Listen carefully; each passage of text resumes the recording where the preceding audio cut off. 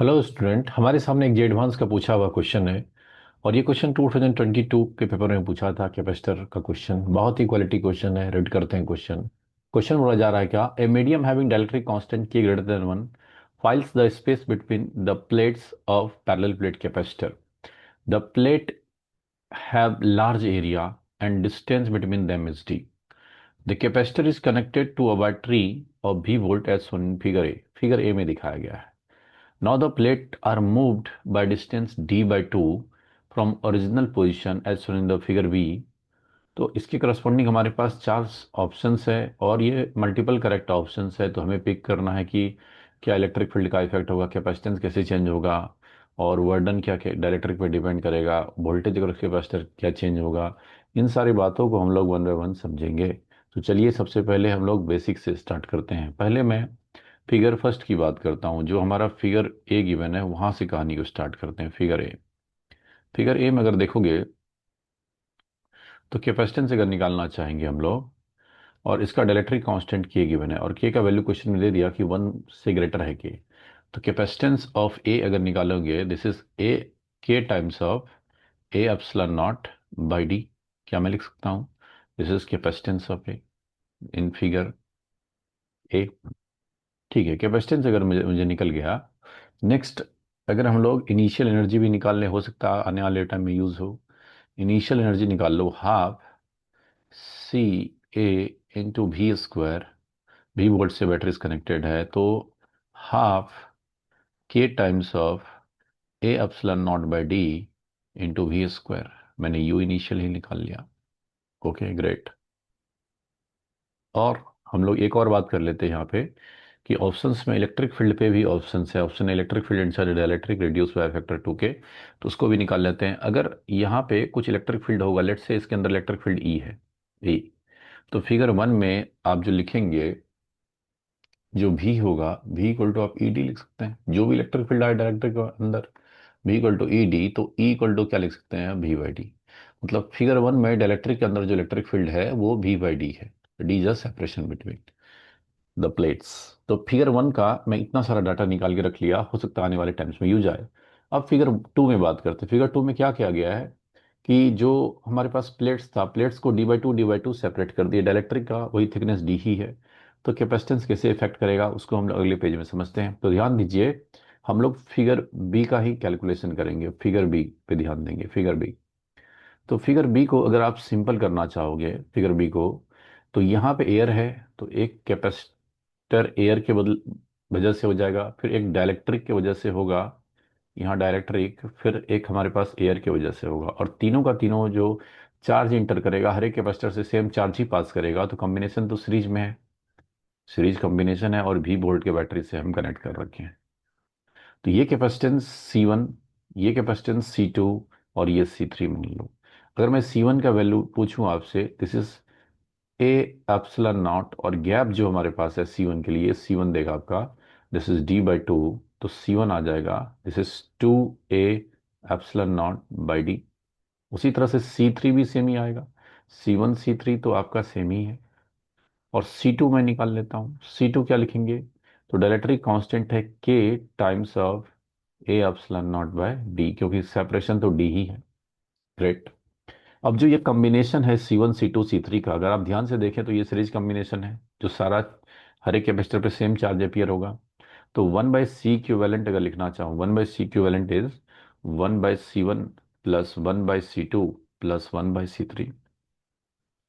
तो 1/C1 करेंगे तो C1 आपके पास ये वैल्यू है, ये आ जाएगा D/2A एप्सिलॉन नॉट। और C2 करेंगे आपके पास तो D/K times of A epsilon not plus D/2A epsilon not. और दोस्तों अगर यहाँ से आप कॉमन ले लेंगे कितना, D/A एप्सिलॉन नॉट अगर कॉमन ले लो, तो 1/2 प्लस 1/2 मतलब बचेगा 1 प्लस 1/K बचेगा। ये किसका वैल्यू है, 1/C इक्विवेलेंट, जिसको 1/CB भी बोल सकते हो। दिस इज 1/CB भी बोल सकते हो। फिगर बी का ये कैपेसिटेंस है। तो यहाँ से अगर मैं CB निकालना चाहूँ, इसको एलसीएम ले लोगे तो CB क्या आ जाएगा, CB is K times of A epsilon naught by D into K plus one आ जाएगा जब सॉल्व करेंगे आप। तो ये कैपेसिटेंस निकल गया किसका, बी का। मतलब फिगर बी में कैपेसिटेंस जब हमने जो है सेपरेशन डी बाई टू से प्लेट को जो है सेपरेट कर दिया। गेट। ओके। अब हमारे पास जो है दोस्तों, अगर मैं सीए की बात करूं, सीए क्या है हमारे पास, सीए पिछला पेज में अगर ध्यान से देखोगे तो सीए हम लोग निकाल चुके हैं, कितना यहां पे निकाल चुके हैं। CA is K times of A epsilon naught by D, जो फिगर ए का कैपेसिटेंस है। अगर आप ध्यान से फोकस करोगे तो आपको ये पता चलेगा कि जो सीबी है, क्योंकि के का वैल्यू तो वन से बड़ा है, मतलब कैपेसिटेंस बी जो है, कैपेसिटेंस बी डिक्रीज हो गया, decreases by by factor one by के प्लस वन। क्या मैं बोल सकता हूं, क्योंकि ये सारे वैल्यू तो आपका सी ए ही है, K times of epsilon not by D, और वन बाय ये हो जाएगा, this is C A by K times K plus one हो जाएगा। मतलब कैपेसिटेंस बी जो है डिक्रीज हो गया बाय फैक्टर के प्लस वन। तो ऑप्शंस की बात करते हैं, the capacitance decrease by factor के प्लस वन, तो ऑप्शन बी तो अभी करेक्ट हो गया। अब ऑप्शन ए बोल रहा है इलेक्ट्रिक फील्ड के बारे में, तो इलेक्ट्रिक फील्ड पे हम लोग फोकस करते हैं। इलेक्ट्रिक फील्ड हमने पहले वाले सिचुएशन में निकाल के रखा है, फिगर ए में ये वी बाई डी है। फिगर टू में इलेक्ट्रिक फील्ड पे अब हम लोग काम करेंगे वन बाय वन। तो चलिए आगे बढ़ते हैं, हम लोग फिगर टू को डिटेल में समझते हैं। तो जो फिगर टू था उसको थोड़ा सा रीड्रॉ करता हूँ। ये अब जो पॉइंट्स है, अब जो ऑप्शंस को हमें एलिमिनेट करना है, ये बहुत इंपॉर्टेंट है। तो इसको पूरा लेक्चर को आपको देखना है कि हम लोग कैसे इलेक्ट्रिक फील्ड पे काम करेंगे। ये प्लेट्स है हमारे पास, और जो भी वोल्ट के बैटरीज कनेक्टेड है, मैं फिगर टू का डायग्राम बना रहा हूँ। और इसके बीच में हमारा एक डाइलेक्ट्रिक रखा हुआ है, और डाइलेक्ट्रिक स्लैब जिसका थिकनेस जो है वो डी है। D D. ठीक है। अब देखो, मुझे पता है कि अगर वैक्यूम में इलेक्ट्रिक, यहाँ तो एयर है, यहाँ इलेक्ट्रिक फील्ड ई डैश होगा, तो यहाँ भी ई डैश होगा, जो ई डैश का value sigma by epsilon not लिखते हैं। और यहाँ इलेक्ट्रिक फील्ड जो होगा वो तो सर ई डैश बाय के हो जाएगा। क्लियर बात। और ये गैप जो आपके पास गिवन है वो डी बाई टू गिवन है, और ये गैप गिवन है डी बाई टू। और ये भी वोल्ट के बैटरी से अभी भी कनेक्टेड है। अगेन हम लोग अगर भी लिखना चाहें, भी equal to E dash into D by two लिख सकते हैं, plus plus E dash by K into D लिख सकते हैं हम लोग, plus E dash into D by two लिख सकते हैं हम लोग। तो यहां से दोस्तों अगर आप ई डैश इंटू डी कॉमन ले लेंगे, आपके पास जो वैल्यू बच रहा है, दिस इज हाफ और हाफ वन हो जाएगा, वन प्लस वन बाई के बच जाएगा। थोड़ा सा और अच्छे से चलते हैं हम लोग। तो एलसीएम ले लो, तो E dash into D equal to K plus one by K भी मैं लिख सकता हूं, ये भी। और यहां से अगर ई डैश निकालना चाहे, ई डैश का वैल्यू कितना आ रहा है, तो के टाइम्स ऑफ भी upon D into K plus one, ये हो जाएगा इलेक्ट्रिक फील्ड जो ईडैश है। ईडैश कौन सा इलेक्ट्रिक फील्ड है दोस्तों यहाँ पे, ईडैश जो है इस वैक्यूम वाले स्पेस में जो इलेक्ट्रिक फील्ड है वो है ईडैश। मुझे तो इस डायरेक्ट ऑप्शन से अगर रीड करेंगे, ऑप्शन रीड करिए तो पता चलेगा। ऑप्शन सेकंड बोल रहा है कि the electric field inside the dielectric material, very important, inside the dielectric material is reduce by factor two K. तो डाइलेक्ट्रिक मटेरियल जो फिगर टू में डाइलेक्ट्रिक मटेरियल है, उसके अंदर इलेक्ट्रिक फील्ड कितना है, that is E dash by K. तो ई उसको मान लो, लेट से मान लेता हूं कि ये इलेक्ट्रिक फील्ड ई वन है, ई वन का वैल्यू है ई डैश बाई के, ई डैश बाई के। और ई डैश का वैल्यू मैं ऑलरेडी निकाल चुका हूं आपके लिए। तो बाय के करेंगे तो कितना, के तो कैंसिल हो जाएगा, we bye D into K plus one हो जाएगा। क्लियर बात।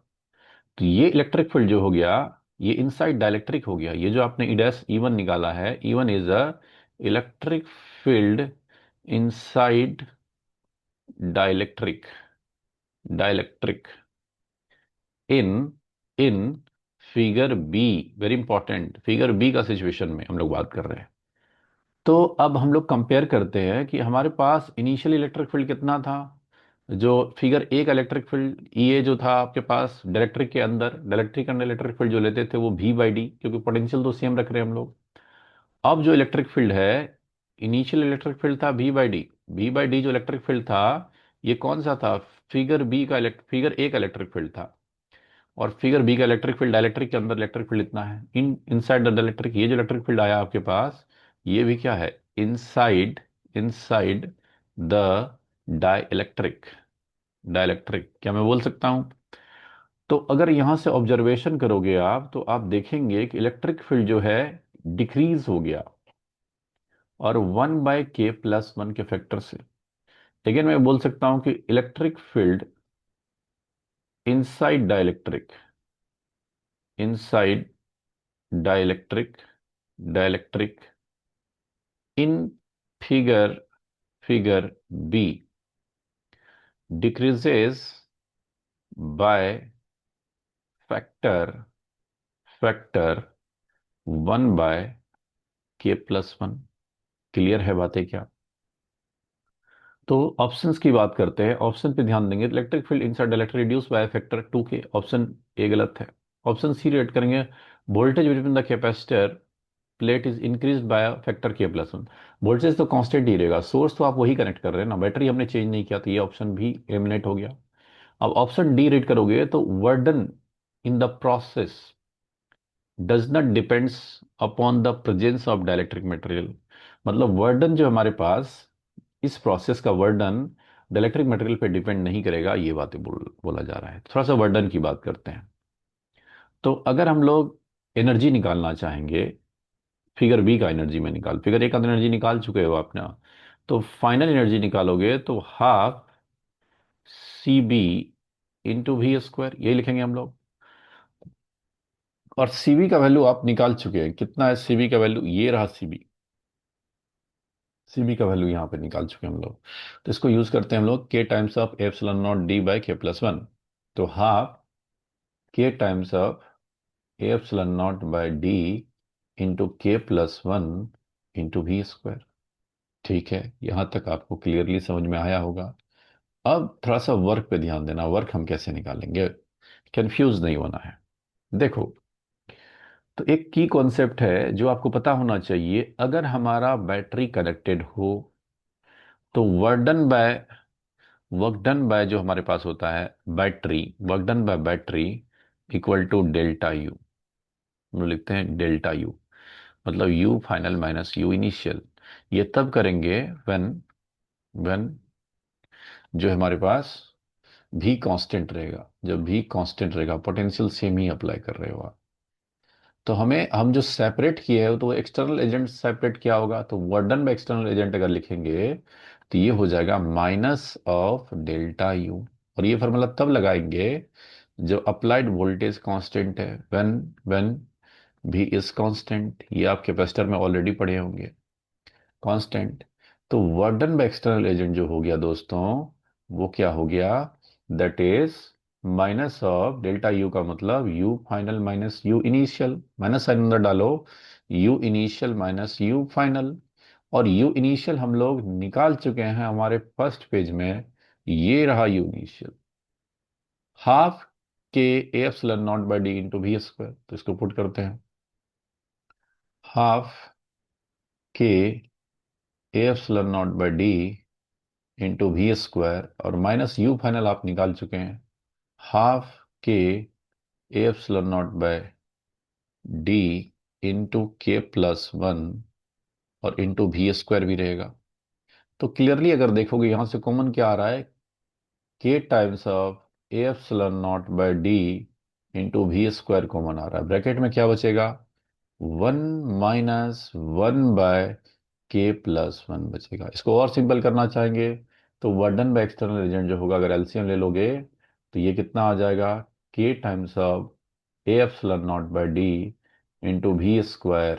एलसीएम लेंगे तो 1 1 कैंसिल हो जाएगा, दिस इज k/k+1। मतलब वर्कडन भी डाइलेक्ट्रिक पे डिपेंड करता है कि डाइलेक्ट्रिक का मटेरियल क्या है। तो ऑप्शन डी की अगर मैं बात करूं, ऑप्शन डी में बोल रहा है कि work done in the process does not depends, मतलब ऑप्शन डी भी कैंसिल हो गया। तो ऑप्शंस की बात करूं तो option B is the correct answer, B ही आंसर है। तो जे एडवांस के अगर आप क्वेश्चंस लगाएंगे, आप चाहे जेई मेंस का तैयारी करते हैं फिर भी जे एडवांस लगाइए। उससे क्या होगा कि आप एक क्वेश्चन में मल्टीपल कॉन्सेप्ट सीखेंगे। मिलते हैं हम लोग अगले क्वेश्चन के साथ कैपेसिटर का, तब तक के लिए बहुत बहुत धन्यवाद।